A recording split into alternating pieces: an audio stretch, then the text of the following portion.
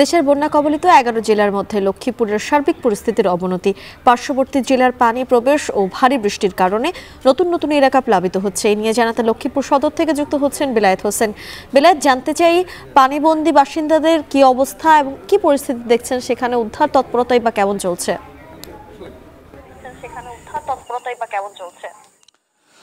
অবস্থার কোনো উন্নতি নেই মিম। লক্ষ্মীপুরে ক্রমেই পানি বাড়ছে, এটি সকাল থেকেই বলার চেষ্টা করেছি এবং এখনও কিন্তু সেই অবস্থায় আছে। পানিবন্দী লোকজনকে আসলে উদ্ধারের যে তৎপরতা এখানে আসলে সেই অর্থে লক্ষ্মীপুরের দিকে দৃষ্টিটা কিছুটা কম। আপনি ফেনীতে বা অন্যান্য এলাকাগুলোতে যেভাবে বিভিন্ন বাহিনীর টিমগুলো কাজ করে, লক্ষ্মীপুরে আমরা এই তৎপরতাটা কম দেখছি। লক্ষ্মীপুরে প্রায় 9 লাখের মতো মানুষ পানিবন্দী অবস্থায় আছে। পুরা লক্ষ্মীপুর সদর পূর্ব অঞ্চলের বা সদর উপজেলার যতগুলো আশ্রয়কেন্দ্র আছে, বেশিরভাগ আশ্রয়কেন্দ্রই কিন্তু এখন ধারণ ক্ষমতার বাইরে লোকজন প্রবেশ করেছে। সেখানে অনেক আশ্রয়কেন্দ্রে গিয়ে আমরা দেখেছি সেখানে মানুষের আসলে একটু ঘুমানোর বা শোয়ার কোনো ধরনের পরিস্থিতি কিন্তু নেই। মোটা দাগে বলা যায় যে আসলে লক্ষ্মীপুরবাসী খুব দুর্বিষহ পরিস্থিতির মধ্যে তারা তাদের জীবন যাপন করছেন।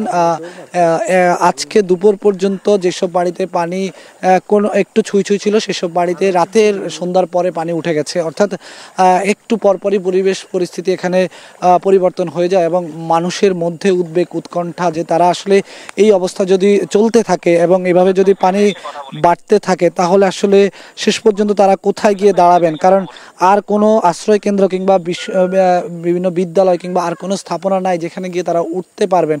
আর লক্ষ্মীপুরের যোগাযোগ ব্যবস্থাটা যদি এই মুহূর্তে বলি যে একেবারে খুবই খারাপ অবস্থা। এখান থেকে বের হওয়ার রাস্তাগুলো এত বেশি ভাঙাচোরা, এত বেশি খানাখন্দ, সেটি অনেক ঝুঁকিপূর্ণ অবস্থা। মানুষ একটু বের হয়ে যে অন্যান্য এলাকায় চলে যাবে সেই পরিস্থিতিও কিন্তু লক্ষ্মীপুরের নেই। সব মিলিয়ে লক্ষ্মীপুরের সার্বিকভাবে লক্ষ্মীপুরের পরিস্থিতি কিন্তু নাজুক অবস্থা। আমরা সকাল থেকে যেটি বলছিলাম যে লক্ষ্মীপুরে ত্রাণ কার্যক্রমের তৎপরতা অনেকটা কম ছিল, কিন্তু বিকেলের দিকে এই তৎপরতাটা একটু বেড়েছে। লক্ষ্মীপুরে অনেকগুলো এলাকায় ত্রাণ নিয়ে ঢাকাসহ বিভিন্ন জেলা থেকে লোকজন আসছেন এবং আমরা সন্ধ্যার পরেও দেখেছি অনেক প্রত্যন্ত এলাকায় অনেক ঝুঁকি মাথায় নিয়ে, জীবনের ঝুঁকি নিয়ে অনেক এলাকায় কিন্তু ত্রাণ নিয়ে মানুষ, স্বেচ্ছাসেবী সংস্থাগুলো কিন্তু প্রবেশ করেছে এবং মানুষের কাছে ত্রাণ পৌঁছে দিচ্ছে। তবে লক্ষ্মীপুরের বেশিরভাগ মানুষই কিন্তু এখনও তাদের হাতে কোনো ধরনের ত্রাণ পৌঁছায়নি এবং একেবারে শুকনো খাবার, বিশুদ্ধ পানি, স্যানিটেশনের সমস্যা সহ নানা ধরনের সংকটের মধ্যে তারা রয়েছেন। এই পরিস্থিতির মধ্যে দিয়ে তারা যাচ্ছেন। এই ছিল আমার কাছে লক্ষ্মীপুর সদর থেকে সবশেষ বন্যার পরিস্থিতি। লক্ষ্মীপুর থেকে বন্যা পরিস্থিতির সবশেষ খবর জানাচ্ছিলেন সহকর্মী বেলায়েত হোসেন।